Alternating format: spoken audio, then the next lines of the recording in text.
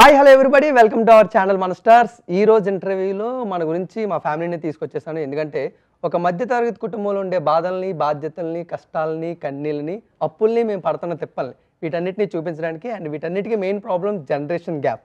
వాళ్ళేమో జనరేషన్, మేమేమో inverter generation. వాళ్ళదేమో కీప్యాడ్, మాదేమో ఐప్యాడ్. అండ్ వాళ్ళదేమో ఇళయరాజా ఎరా, మాదేమో యువన్ శంకర్ రాజా ఎరా. అండ్ ఫైనల్గా రిలేటివ్స్కి వచ్చేస్తే వాళ్ళేమో రిలేషన్స్ చూసుకుంటారు, మేమేమో కలెక్షన్స్ చూసుకుంటాం. సో మరి వీటన్నిటికీ the main problem generation change అయింది. మరి చేంజ్ అయ్యి ఒక రేంజ్ వచ్చిందని పిల్లలుగా మేము ఫీల్ అవుతున్నా, చేంజ్ అయింది జనరేషనే మేం కాదని పేరెంట్స్ అంటున్నారు. సో మరి అందుకే ఈరోజు ఈ డిబేట్ పెట్టడం జరిగింది. #90s kids versus parents. మరి ఇందులో చాలా విషయాలు అయితే మనం తెలుసుకుందాం. సో #90sలో శివాజీ గారిని చాలా రోజుల తర్వాత ఒక మంచి ఫాదర్ రోల్గా చూస్తున్నాం. So how you enjoy? ఎందుకంటే ఎప్పుడు కూడా గ్యాప్ ఇచ్చేస్తే ఎలాంటి రోల్ చేస్తారు అంటూ ఉంటారు.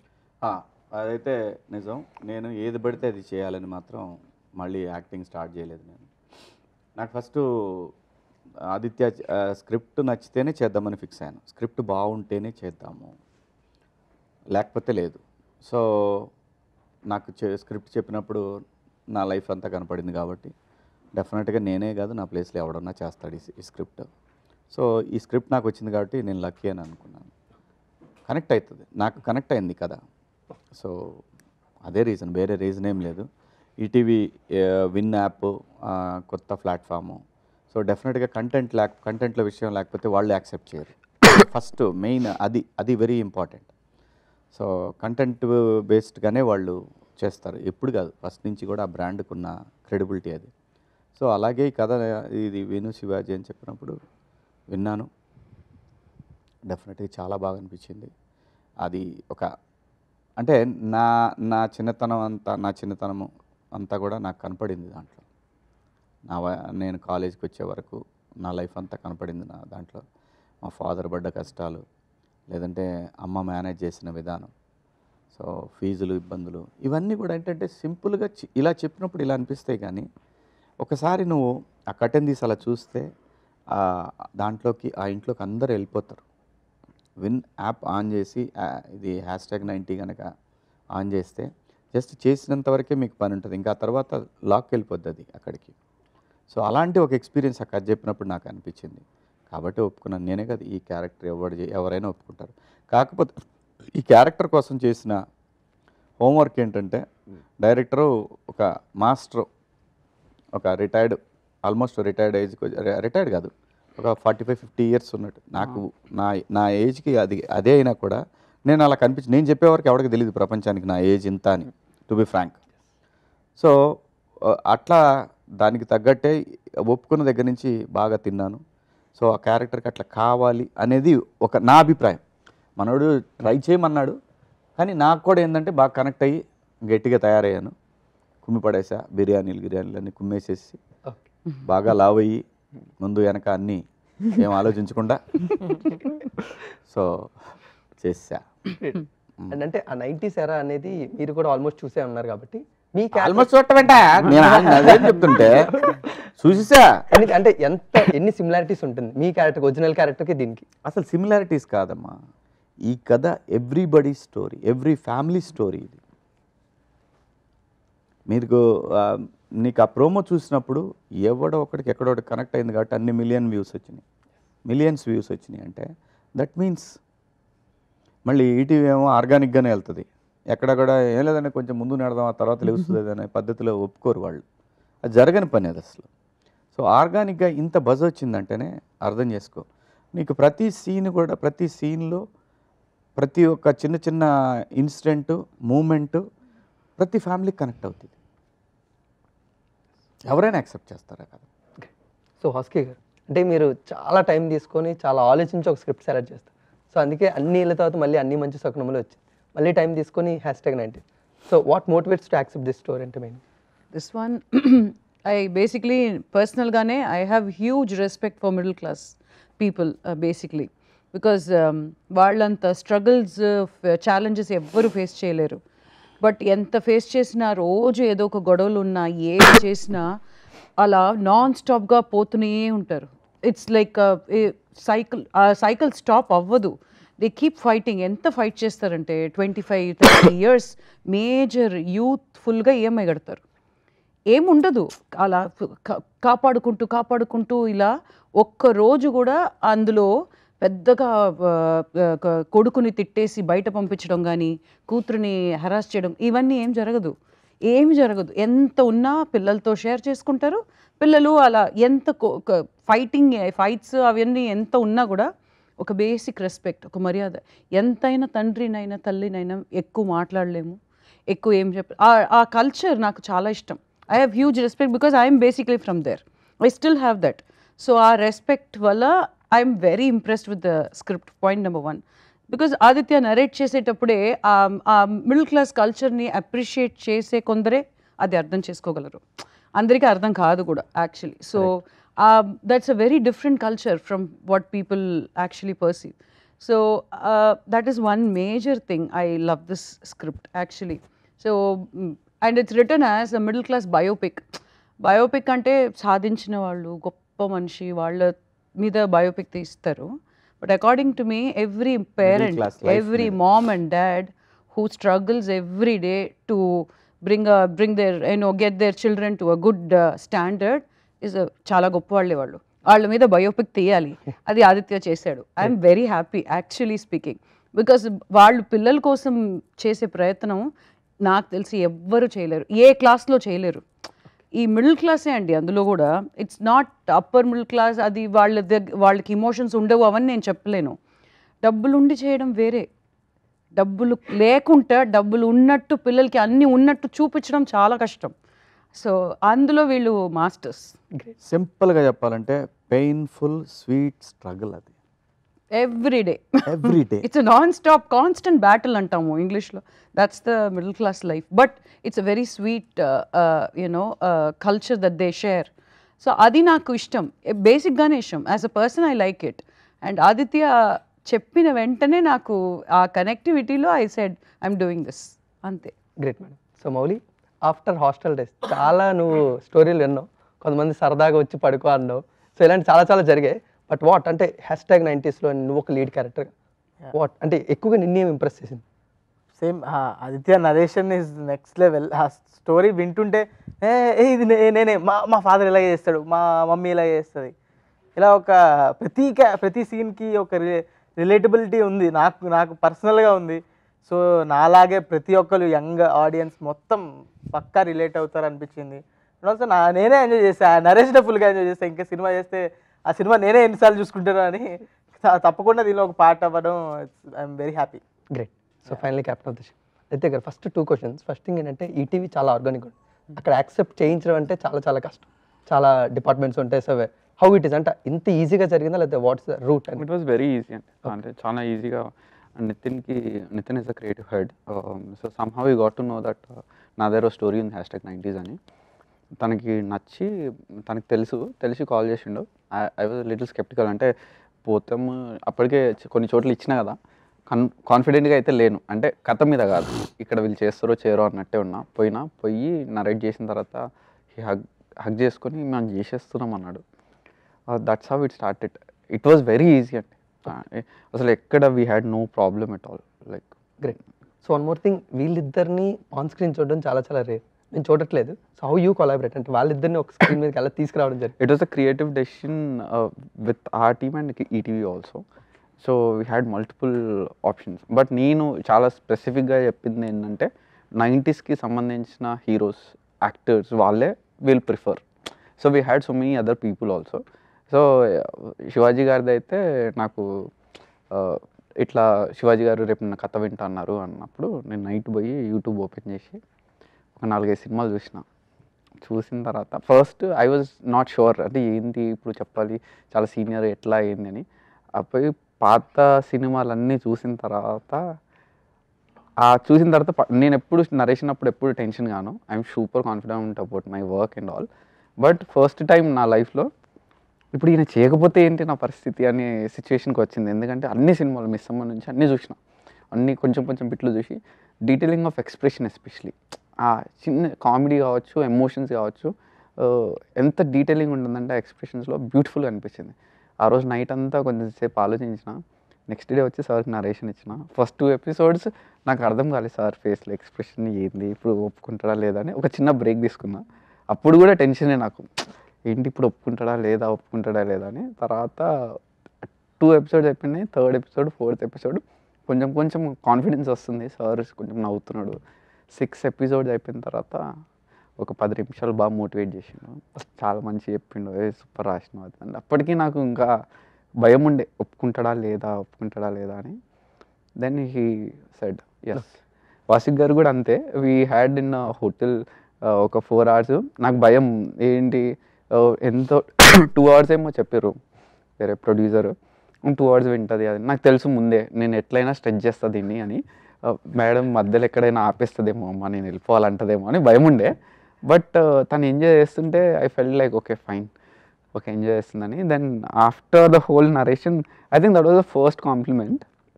షీ సెడ్, నాకు ఒక కాంప్లిమెంట్ చెప్పారు మేడం, చెప్పింది నాకు గుర్తుండదు. నాకు తొలి ప్రేమ విన్నప్పుడు ఇట్లా అనిపించింది, Yeah. తర్వాత ఇది అంత డీటెయిలింగ్గా చెప్పినావు అని. I fell super happy. అంటే అప్పటికి షీ లైక్డ్ ఇట్, అంటే కన్ఫర్మేషన్ ఏం లేదు, బట్ ఆ హైలో వెళ్ళిపోయిన కార్లో వెనకకు ఆ కాంప్లిమెంట్ ఇచ్చిన తర్వాత, because it was my favourite film and favourite actor. So yeah, great. So సార్ది కూడా ఒక, అంటే it was a very long journey, but చెప్పినప్పుడు I was not aware that he's going to Bigg Boss and all. So చెప్పినప్పుడు sir కొన్ని photos references చూపించిన next day confirm అయిపోయిన తర్వాత, సార్ ఇది సార్ మనం అనుకుంటున్న లుక్ అది ఇది అంటే కొంచెం ఓకే. కావాలని చెప్పి సార్ దానికి బాగా వర్క్ చేయడం అంటే సార్ ప్రాపర్ చాలా సిస్టమేటిక్గా ఉంటాడు. మార్నింగ్ 6 o'clock లేవడం, చాలా సిస్టమేటిక్ లైఫ్ ఉంటుంది. దాన్ని కొంచెం డిస్టర్బ్ చేసిన, దాన్ని యాక్సెప్ట్ చేసిండు. బట్ ప్రాపర్ ట్రాన్స్ఫర్మేషన్ ఉంది. నేను ఫస్ట్ డే షార్ట్ పెట్టుకున్నప్పుడు ఆ కాస్ట్యూమ్స్ వేసుకొని మేము 90s ఎరా కాస్ట్యూమ్స్ తయారు చేసి వేసినప్పుడు I felt yeah he's my Chandrasekhar, correct ఉన్నాడు, స్పెక్స్ కానీ క్యారెక్టర్ కానీ. సార్ అంటే మీరు నెంబర్ ఆఫ్ స్టోరీస్ వినే ఉంటారు, అందులో కొన్ని రిజెక్ట్ అయ్యాయి, కొన్ని యాక్సెప్ట్ అయిన సినిమాల రూపంలో మాకొచ్చు. బట్ ఆదిత్య లాంటి వాళ్ళు వచ్చినప్పుడు అంటే స్టేట్ ఆఫ్ మైండ్ ఏ విధంగా ఉంటుంది సార్? అంటే ఆయన ఏజ్ పరంగా కానీ ఎక్స్పీరియన్స్ ఏంటి, ఇవన్నీ ఒక యాక్టర్గా ఏదే విధంగా స్టేట్ ఆఫ్ మైండ్లో ఉంటుందా సార్ మీకు మెయిన్గా? అట్లా ఏం లేదు, కథ అనేది వినాలని ఎవరు చెప్పినాక నేను వినేవాడిని కథ. అసలు ఫస్ట్ అంటే కథ దగ్గరికి విందాము అని అనిపించిన తర్వాత ఇంకా వెనక్కి పోయేది ఉండదు. ఇంకా లేదు మనిషి ఫోన్లో మాట్లాడిన విధానం ఇవన్నీ లెక్కలేసుకొని ఈడు మంచి తేడాగా ఉన్నాడు ఈడు అని అనుకొని అవాయిడ్ చేసేవాడు. కానీ ఇక్కడ ఆదిత్య కథ చెప్పడం మొదలుపెట్టిన తర్వాత నెక్స్ట్ ఎలా ఉంటుంది, నెక్స్ట్ ఇలా ఉంటుంది, నేనేదో కొన్ని తర్వాత వాళ్ళతో మాట్లాడాను, మనోడితో మాట్లాడలేదు. మిగతా అక్కడ ఈటీవీ విన్ వాళ్ళకి సంబంధించిన వాళ్ళతో మాట్లాడాను. మనోడు ఏంటంటే ఒక ఎపిసోడ్ చెప్పిన తర్వాత సార్ పోయి 2 దమ్ములు పీకి వస్తున్నాడు, మళ్ళీ పోయాడు. సరే 3వ ఎపిసోడ్ నేను చెప్పా, పోయి పీకేసిరా ఎందుకని అట్లా మొత్తం కథ అంతా విన్నప్పుడు చాలా బాగా అనిపించింది. నేను ఎందుకు చెప్పలేదు అని అంటే ఇతను ఎక్కడ ట్రాక్ తప్పి చెప్తాడు అని భయం లోపల. మళ్ళీ నాకు ఇతను కథ మొదలుపెట్టినప్పుడు ఈ డ్రైవ్ ఇలా ఉంటుంది అని నాకు అనిపించింది. ఆ డ్రైవ్ కాకుండా వేరే ఏమైనా వెళ్తాడా, ఒకవేళ నేను బాగుంది అని అంటే ఏమైందంటే ఎక్సైట్మెంట్లో ఇంకా పాత కొన్ని అనుకొని ఉంటాడు వీటిల్లో, దీన్ని ఇలా కాకుండా అలా చేద్దాం. అందుకే నేను అలా బ్లాంక్గా చూస్తూ ఉన్నా. లోపలేమో శృతి హాసన్లాగా డ్యాన్స్ వేస్తూనే ఉన్నా, లోపలంతా కూడా బ్రహ్మాండంగా ఉంది, చాలా బాగా అనిపించింది. బాగానే బక్రా చేసిండు, అయిపోయింది, చేసేసినాం. Great sir. సార్ ఇప్పట్లో వెబ్ సిరీస్ ఎక్కువ మంది ఎందుకు సెలెక్ట్ చేసుకున్నారంటే డ్రామా అనేది కొంచెం ఇంక ఇన్డెప్త్గా చెప్పచ్చు, అయితే క్యారెక్టర్స్ ఆర్క్స్ గురించి ఇంకా డీటెయిల్గా చెప్పచ్చు. విత్ ఇన్ ఎపిసోడ్స్ అంటే 6 episodes #90s అనేది ఎంతవరకు హ్యాండిల్ చేయగలరు from starting to ending journey అనేది? అంటే నువ్వు దీనికి వెబ్ సిరీస్కి చాలా వెసులుబాటు ఉంటుందని చెప్పేది నేను ఒప్పుకోను. సినిమా అనేది ఇంత టైంలోనే చెప్పాలి, వెబ్ సిరీస్కి చాలా టైం ఉంటుంది. కానీ ఎక్కువ టైం ఉందని చెప్పి మనం ఒక సీన్ మొదలుపెట్టేసి దాన్ని లాక్కుంటూ వెళ్తే కూడా కుదరదు. సినిమా కంటే కూడా ఛాలెంజింగ్ సిరీస్ నా దృష్టిలో. ఎందుకంటే ఎవ్రీ సీన్ కనెక్ట్ అయితేనే వాళ్ళు ఆపుతారు అక్కడ, నెక్స్ట్ దాన్ని చూస్తారు.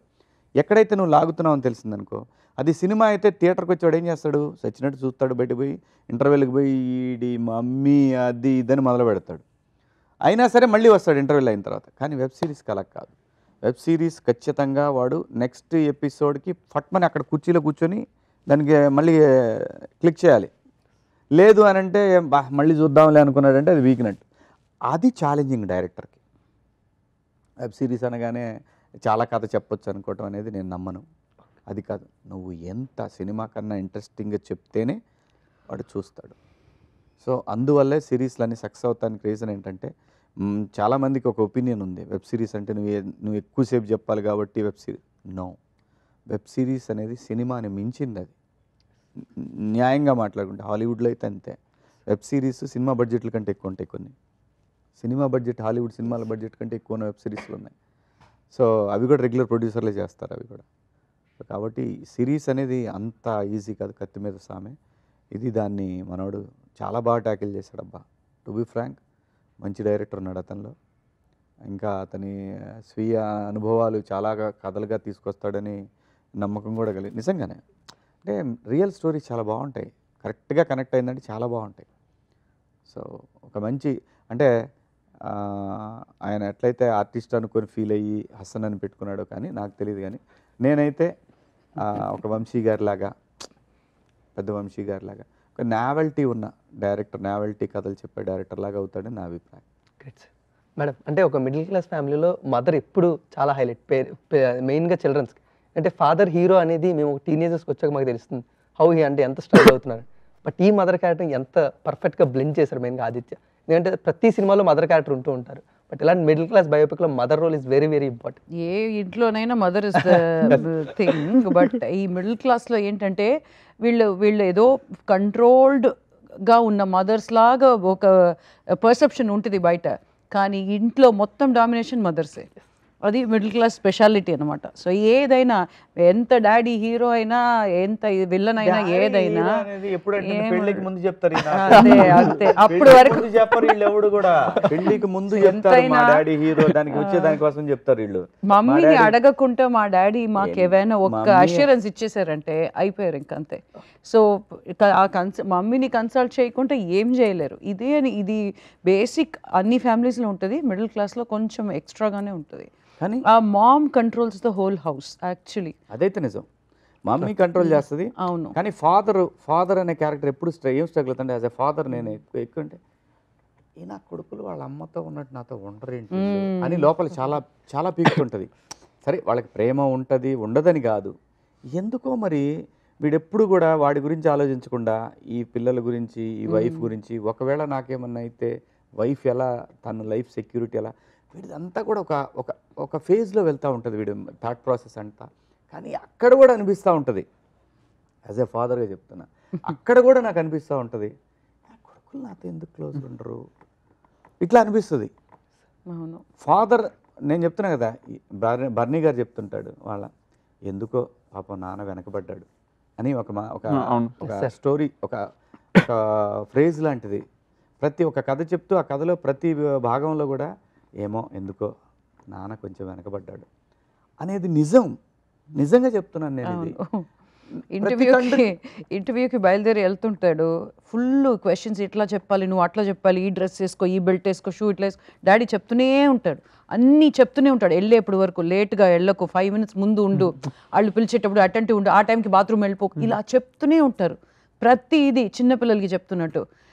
జాబ్ దొరికి ఫస్ట్ మంత్ శాలరీ మమ్మీకి గిఫ్ట్. అది అది ఆ ఈక్వేషన్ ఎట్లా అని తెలియదు. ఇక్కడ ఒకటి ఉంది, వాడు మమ్మీకి తెచ్చి ఇవ్వాలని ఫాదర్ కూడా ముందే అనుకుంటాడు. అవును, వీడెప్పుడు కూడా. అంటే నా వరకు నేనే నేను ఇంత ఆలోచిస్తున్నా కూడా ఏదన్నా కోపం వచ్చి వాళ్ళ అమ్మ వాళ్ళిద్దరు అరుచుకున్నప్పుడు పక్క తీసుకెళ్ళి నువ్వు నా గురించి ఎన్నన్నా అనుకో, అమ్మని ఏమనొద్దు, అమ్మ అంటే ఏమనుకుంటున్నావు నువ్వు, ఇదే చెప్తా. అంతదాకెందు నేను మాట్లాడుతున్నాను కదా. మా అమ్మ అనే పదం గుర్తొస్తే ఏడుపు వస్తుంది నాకు, ఆమె గుర్తొస్తే నాకు కళ్ళమ్మడి నీళ్ళు వస్తాయి. ఆ తర్వాత ఈ వయసు వచ్చిన తర్వాత అనిపిస్తూ ఉంది, మా నాన్నతో నేను క్లోజ్గా లేనే, అంత క్లోజ్గా లేకపోయానే అని ఇప్పుడు అనిపిస్తుంది. ఇది ఒక గమ్మత్తైన బాండేజ్ అబ్బా. ఆ మిడిల్ క్లాస్లోనే దొరుకుతుంది అది, ఆ మిడిల్ క్లాస్లోనే అదంతా దొరుకుతుంది, ఇంకెక్కడా దొరకదు భూమి మీద. ఆ బాండేజీ, ఆ అమ్మ నాన్న అందరూ కూడా, పిల్లలు అమ్మే అంటారు, మొగుడు కూడా అదే అమ్మని గురించే మాట్లాడతాడు. That is the centre character ప్రతి మిడిల్ క్లాస్ ఫ్యామిలీలో. తను తను మేనేజ్ చేసే ఫైనాన్షియల్ డ్రైవ్ ఉంటుంది చూసావా, అది ఒక మ్యాజిక్. మొగుడిని మోటివేట్ చేస్తుంది, పిల్లల్ని ఎట్లా కంట్రోల్ చేయాలి, పిల్లల్ని మళ్ళీ ఇక్కడ ఇంకోటి ఉంటుంది, ఇదే మొగుడు లేనప్పుడు పిల్లలతోటి నాన్నతో ఎలా క్లోజ్ ఉండాలని కూడా చెప్తూ ఉంటుంది. నా గురించి కాదు, మీరు నాన్న, ఎందుకంటే తనకు ఎక్కడో ఫీలింగు దూరం అయిపోతారేమో వీళ్ళిద్దరు. ఇది నిజం అంతా నిజం, ఇది నాకు జరిగింది, నాకు జరుగుతుంది. ఇప్పుడంటే వాళ్ళిద్దరూ బాగా ఇదైపోయారు కొంచెం. అదే నువ్వు అన్నావు కదా, ఆ ఏజ్కి దగ్గరకు వచ్చినప్పుడు ఇప్పుడు నాన్నతో క్లోజ్ అవ్వాలనే ఒక మోటివ్. మళ్ళీ అక్కడి నుంచి అమ్మని తిడతాం మొదలు పెడతారు. నిజం చెప్తున్నా, అక్కడి నుంచి అమ్మని తిడతాం, చెప్పు తెగిద్దు నా కొడక అని లెగుస్తారు.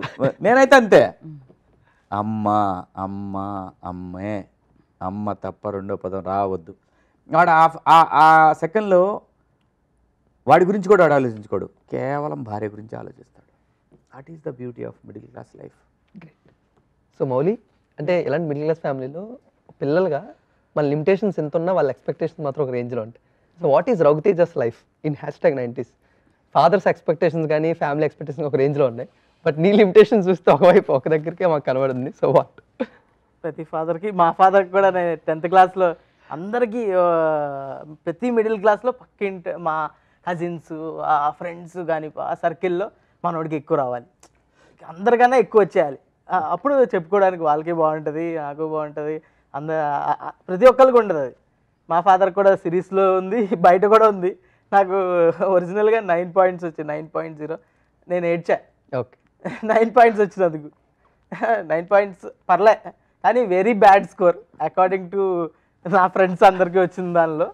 సో మా ఫాదర్ మాత్రం నేను పాస్ కూడా అవ్వలేదురా, నువ్వు నువ్వు నేను మళ్ళీ కట్టి పాస్ అయ్యాను, నువ్వు బాగానే. మా మమ్మీ అయితే తిట్టారు గట్టిగా. అలా ఒక డిఫరెంట్, ఇద్దరికి వేరే వేరే పర్స్పెక్టివ్లు ఉంటాయి. ఫాదర్కి ఒక పర్స్పెక్టివ్ ఉంటుంది, మదర్కి ఒక పర్స్పెక్టివ్ ఉంటుంది.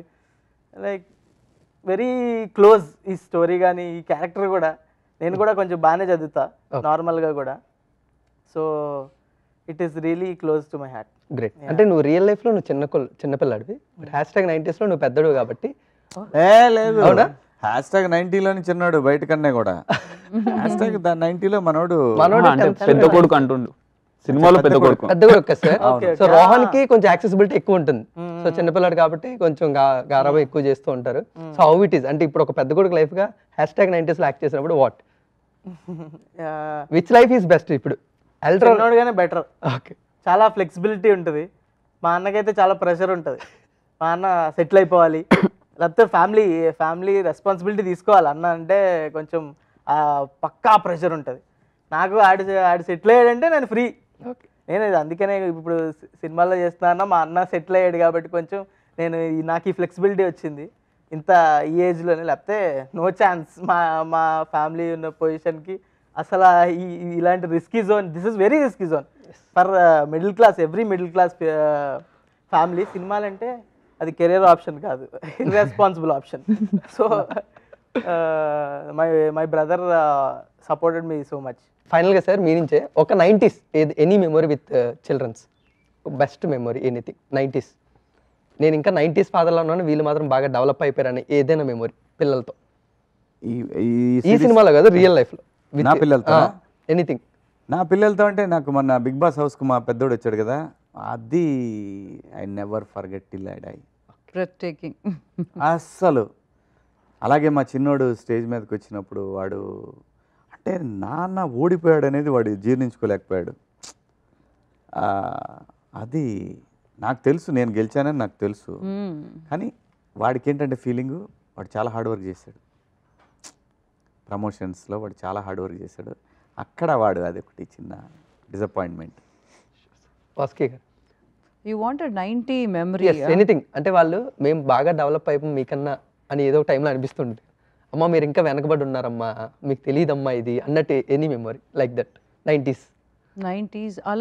అలా ఇప్పుడు నా ఫ్యామిలీలో ఏం లేదు, బికాస్ నేను వాళ్ళతో పాటు కలిసి అన్ని తప్పు రైట్ అన్నీ చేసిస్తాను. ప్రాబ్లం ఉండదు పెద్దగా. బట్ మెమరీ అని చూస్తే లైక్ 90s మెమరీ అని కాదు, ఒక ఆర్గానిక్ మెమరీ అని చూస్తే when kids were young, how we use to travel, no mobile, no wifi at home, nothing, and we all use to travel. ఏం లేదు, ఎక్స్పెన్సివ్ టూర్ ట్రావెల్ కాదు. ఒక గుడికి వెళ్తాం చూడండి, ఆ గుడిలో it could be Thanjavur temple is huge, Brihadeeswara temple. ఆ గుడి చుట్టూ తిరిగి పరిగెత్తుకుని అది వాజ్ అ మెమరబుల్ ఎక్స్పీరియన్స్. అవన్నీ మిస్ తంజావూర్. సో అలాంటివి is organic experience. So Mouli, finally పేరెంట్స్కి ఎప్పుడైనా వాళ్ళు కొంచెం వెనకబడిపోయారు, నేను ఇంకా బాగా డెవలప్ అయిపోయాను అన్నంత మెంబర్, అమ్మ మీకు ఇంకా ఇది తెలియదమ్మా అని? ప్రతిరోజు చాలా ఉంటాయి. చాలా ఉంటాయి. నేను ప్రతిరోజు ఎక్స్ప్లెయిన్ చేస్తాను మా మమ్మీకి ఎలా ఫోన్ వాడాలి, ఎలా క్యాబ్ బుక్ చేసుకోవాలి, నువ్వు ఎక్కడికైనా వెళ్ళాలంటే ఎలా వెళ్తావు, నువ్వు ఫోన్ వాడడం రాకపోతే ఎక్స్ప్లెయిన్ చేస్తూనే ఉంటా, అడుగుతూనే ఉంటారు. ప్రతిరోజు జరిగేదే. Okay, great. So finally Aditya bro, అంటే ఒక డైరెక్టర్ ఎలాంటి స్టోరీ చెప్తున్నారో దాన్ని బట్టి డైరెక్టర్ వాట్ థింక్, అంటే ఆయన ఎలాంటి సినిమాలు చేస్తున్నారు, ఆయన విజన్ ఏంటిది అంతా కూడా. సో హౌ థాట్, అంటే మిడిల్ క్లాస్ ఫ్యామిలీ అనేది మీ లైఫ్లో ఎంతవరకు? చాలా మిడిల్ క్లాస్, నేను ప్రాపర్ ఇంకా ఇప్పటికీ మిడిల్ క్లాసే, ఎప్పటికీ మిడిల్ క్లాసే. సో చాలా ఉంది లైఫ్లో, ఎప్పుడు మిడిల్ క్లాసే. One best memory with your parents middle class life? 1 కాదు 100 చెప్తా. వెబ్ సిరీస్ చూడండి, దాంట్లో అన్నీ ఉన్నాయి యాజ్ ఇట్ ఈస్. సో నేను చెప్పడం కన్నా you will experience it when you watch it. చాలా ఉన్నాయి. సో అంటే ఎమోషన్స్ కానీ ఎంటర్టైన్మెంట్ అనేది ఏ విధంగా బ్యాలెన్స్ చేసుకున్నారు #90s? ఎందుకంటే ఇది అంటే ఒక మీటర్ అయితే ఏం వేసుకోలే, ఇప్పుడు ఇట్లా స్టార్ట్ అవుతుంది, ఇప్పుడు ఇక్కడ ఒక హై సీన్ రావాలి, ఇక్కడ ఇప్పుడు ఎపిసోడ్ ఎండ్ అయిపోతుంది, ఏం చేద్దాం, మనం హై ఇద్దామా, అట్లేం ఉండదు. It very detailed. అంటే all you need is, I think ఆ సెన్సిబిలిటీస్ అర్థమైపోతాయి ఒక ఫస్ట్ ఎపిసోడ్లోనే. మిడిల్ క్లాస్ పెయిన్ ఎప్పుడు కూడా ఫన్నీగా అనిపిస్తుంది చూస్తుంటే. మిడిల్ క్లాస్ పెయిన్ ఎప్పుడు కూడా today's fight is tomorrow's joke. పక్కన వాళ్ళకి ఫన్నీగా అనిపిస్తుంది చూసే వాళ్ళకి. మనకే సార్ అదే ఇవాళ ఫైట్, రేపు జోక్, అది దాని మీదే జోక్స్. చాలా. ఇందులో ఫన్ అంటావా? ఫన్ అయితే అసలు మా ఫ్యామిలీ సీన్స్ లో ప్రతిదీ మీకు ఫన్, మాకు పెయిన్ అవ్వచ్చు, వాళ్ళకి పెయిన్ ఉంటుంది, మీకు ఫన్. అది సిరీస్ వెరీ డీటెయిలింగ్. అంటే ఇప్పుడు నీకు ఇప్పుడు చాయ్ పెట్టి చినిపోయిన బని ఎన్ని రోజులు వేసుకుంటా ఉంటుంది. అది నేను చూసిన నా లైఫ్లో. ఎందుకు పొదుపు చేద్దామని చెప్పి చినిపోయినా సరే వేసుకుంటాడు. మా అన్న వస్తుంటే మీ అన్న పెద్ద డివో అని వస్తే నేను మార్చుకోవాలా అంటాడు. అంటే ఇవన్నీ ఏవైతే సెటిల్డ్ ఉంటాయో, పెన్ను రిఫిల్ అయిపోతే కొత్త పెన్ను కొనకుండా పాత ఇంకో రిఫిల్ తీసుకొచ్చి వేసుకుంటారు దాంతో. ఇప్పుడు పిల్లలైతే ఆ పెన్ను రిఫిల్ అయిపోయింది, కొత్త పెన్ను కావాలంటారు. సో ఇవన్నీ చాలా చిన్న చిన్న డీటెయిల్స్ ఉంటాయి, బట్ అవి కనెక్ట్ అయినప్పుడు దీనికి ఇంకా ట్విస్టులు టర్న్లు ఏం అవసరం లేదు, అది దాంతో వెళ్ళిపోతారు ఫ్లోలో. Great. So wish all the success. ఇప్పుడు మిడిల్ క్లాస్ ఫ్యామిలీ వాళ్ళు సినిమాలకి వెళ్ళాలంటే చాలా ఆలోచిస్తారు. సో అందుకే వాళ్ళందరూ ఏ సినిమా వచ్చినా టీవీలోనే చూద్దాం అంటారు. బట్ అలాంటి బయోపిక్ని మీరు #90s టీవీలోకి తీసుకొస్తున్నారు కాబట్టి ఈటీవీలోకి. So wish all the success. Thank you so much. తప్పకుండా సీజన్ 2 గురించి చాలా ఈగర్గా వెయిట్ చేస్తున్నాం. సో గైస్, మీరందరూ కూడా ఈటీవీ విన్లో January 5th నుంచి #90s చూసి ఎంజాయ్ చేయండి. రోజుకి ₹1. సో తప్పకుండా సబ్స్క్రైబ్ చేసుకోండి. సో మరొక ఎంట్రీతో మళ్ళీ మనందరం కలుసుకుందాం. Thank you so much.